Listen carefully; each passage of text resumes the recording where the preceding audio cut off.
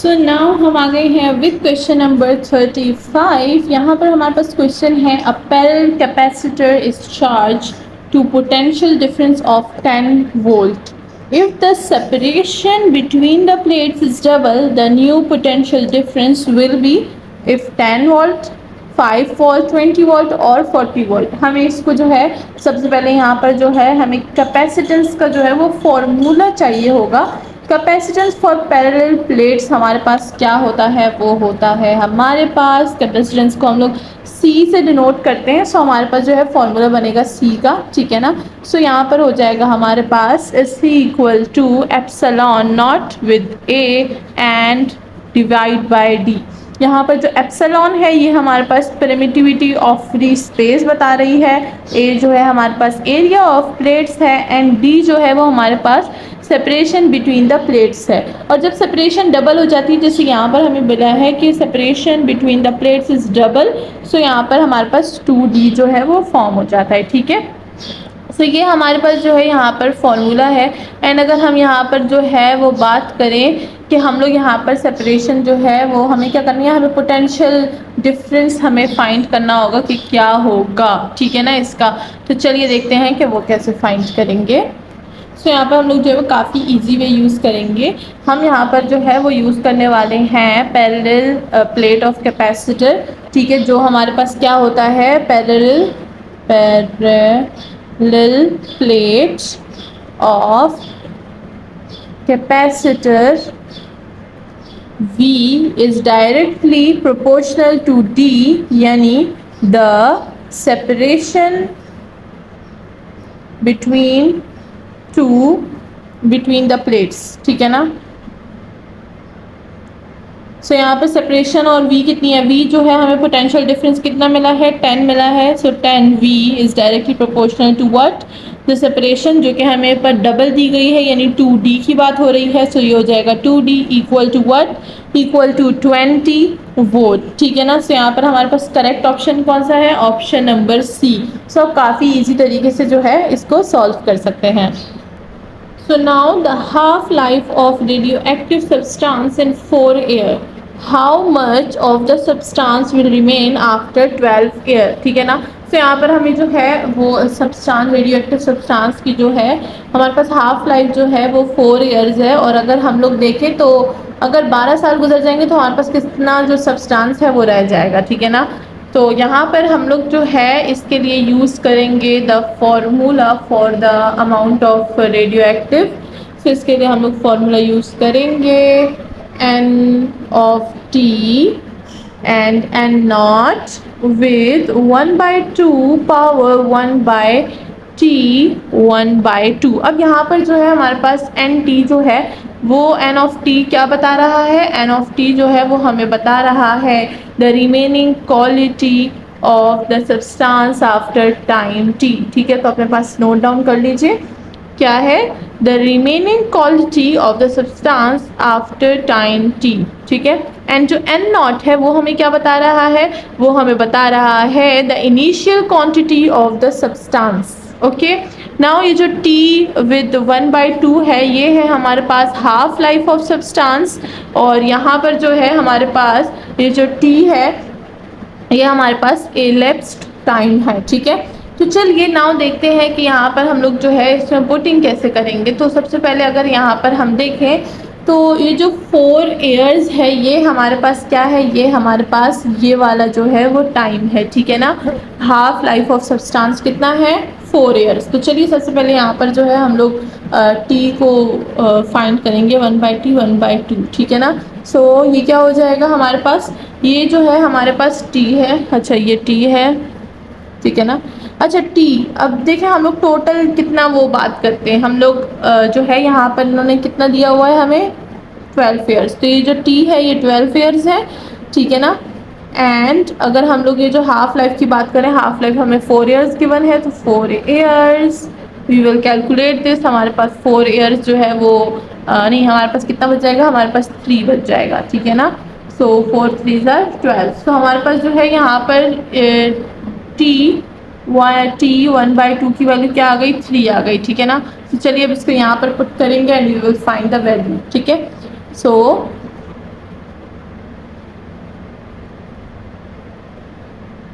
ये हो जाएगा एन नॉट, जो कि इनिशियल जो था वो लाइफ था सब्सटेंस का, 1/2, ठीक है। और यहाँ पर क्या हो जाएगा, इसकी वैल्यू क्या थी, 3 थी, इस पूरे की वैल्यू, तो यहाँ पर 3 लिख देंगे।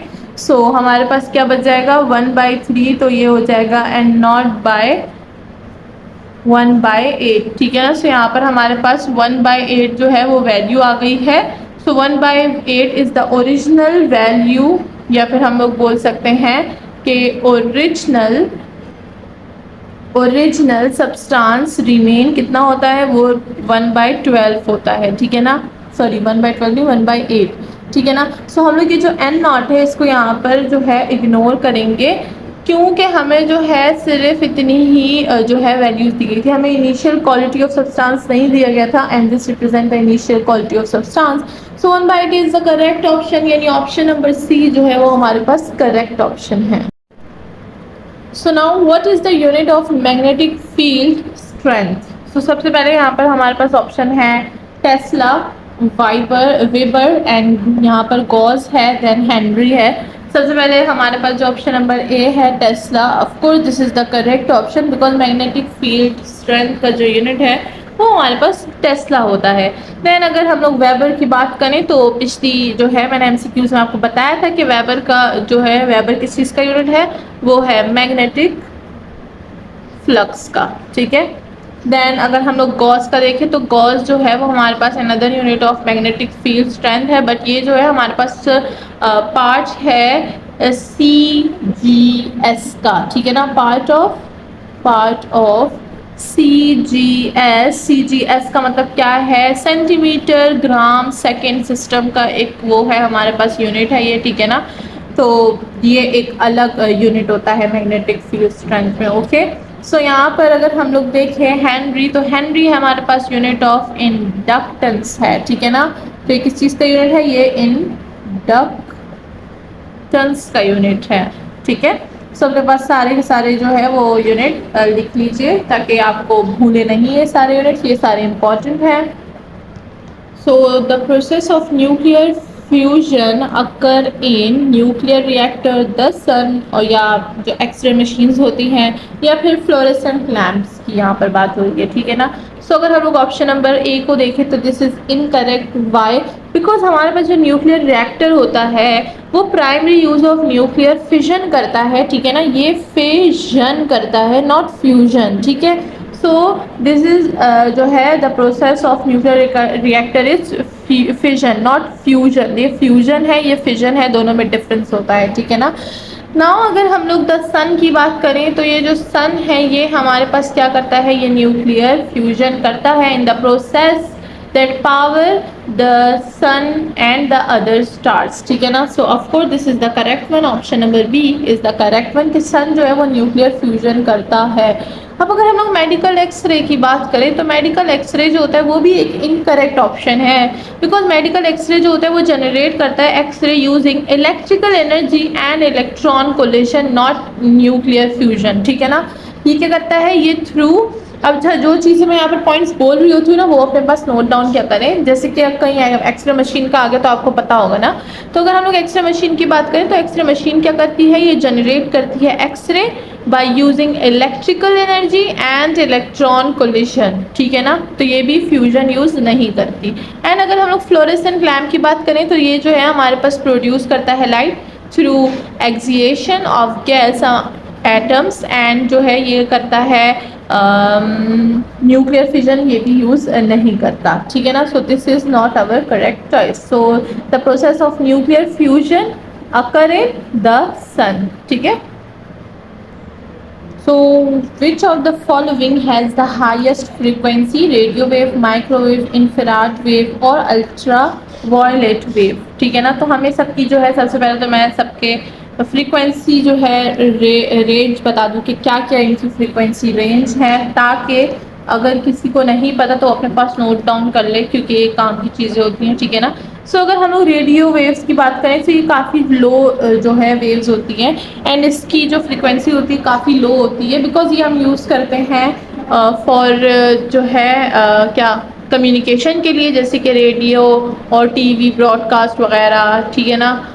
तो ये हमारे पास इन चीज़ों में यूज़ होती है रेडियो वेव। और इसकी जो फ्रीक्वेंसी रेंज होती है वो कितनी होती है, वो अबाउट होती है, इसकी रेंज होती है 3K hertz to 300 ji hertz. ठीक है, हो गया ना। अगर हम लोग माइक्रोवेव की बात करें तो माइक्रोवेव की रेंज जो होती है ये होती है 300 एम हर्ट्ज़, ठीक है, टू 300 जी हर्ट्ज़। सही। और अगर हम बात करें हमारे थर्ड इंफ्रारेड वेव्स की, तो इसकी रेंज होती है हमारे पास 300 जी हर्ट्ज़ से स्टार्ट होती है और 400 हर्ट्ज़ तक जाती है, टी हर्ट्ज़ तक जाती है। ठीक है ना। एंड अगर last but not least ultraviolet wave की बात करें तो इसकी हमारे पास 800 टी एच हर्ट्ज़ से जाती है 30 पी एच हर्ट्ज़ तक। ठीक है ना। सो यहाँ पर हमारे पास जो करेक्ट ऑप्शन है वो कौन सा है, वो तो आपको पहले से ही पता चल गया होगा क्योंकि यहाँ पर मैंने एक्सप्लेन कर दिया है। सो of course option number D is the correct option के यहाँ पर जो सबसे हाईएस्ट फ्रिक्वेंसी रेंज है वो होती है अल्ट्रा वायलेट वेव्स की। सो बाकी सारे भी आपके काम आ सकते हैं कि कहीं लिखा हो कि भाई ये वाली रेंज होती है वो कौन से जो है वेव की होती है, तो आप बता सकते हैं कि माइक्रोवेव की होती है, इंफ्रारेड वेव की ये होती है, और रेडियो एक्टिव की रेडियो वेव्स की ये होती है, एंड साथ ही अल्ट्रावायलेट्स की रेंज ये होती है। तो रेंज भी आपको पता होनी चाहिए। Now question number last but not least of section physics, जो कि आपका टास्क होगा, आपने मुझे कमेंट सेक्शन में बताना है कि इसका करेक्ट ऑप्शन कौन सा है। So the last but not least question is our last question, that is task for you. You have to write answer in comment box। तो आप अपने टास्क के लिए तैयार हैं? तो चलिए हमारा लास्ट क्वेश्चन है the buoyant force of an object some great submerged in the fluid is equal to the weight of the object or the volume of the object or the weight of the fluid displaced by object or the density of the fluid। So which one is correct? Write in comment section। and जो है next section जो है जब उसकी start होगा तो उसकी starting में ही मैं इसका आंसर बता दूंगी। सो तब तक के लिए अपना ख्याल रखिएगा। होप कि आपको लेवल 2 के फिजिक्स सेक्शन अच्छा और पसंद आया होगा और आपके काफ़ी सारी चीज़ें जो हैं आप सीखी होंगी। तो वीडियो को लाइक करना और चैनल को सब्सक्राइब करना बिल्कुल ना भूलिएगा। साथ ही आप मेरी ऑनलाइन क्लासेस ज्वाइन कर सकते हैं जिसकी सारी डिटेल्स वीडियो के एंड में है। अपना बहुत ज़्यादा ख्याल रखिएगा। गर्मी चल रही है और टेस्ट भी तैयारी भी हो रही है, तो जो है पानी वानी ज़्यादा पिया करें, ग्लूकोज वगैरह ज़्यादा पिया करें, ठीक है, ताकि आपकी सेहत अच्छी हो। Because health is wealth. अगर सेहत है तो आप दुनिया को जीत सकते हैं, एंड अगर सेहत नहीं है तो आप सिर्फ एक बेड को जीत सकते हैं जिस पे आप पड़े रहेंगे। ठीक है ना। सो अपना ख्याल बहुत ही ज़्यादा रखिएगा। इसी के साथ आज की वीडियो करते हैं एंड मिलते हैं नेक्स्ट वीडियो में। अल्लाह हाफिज़।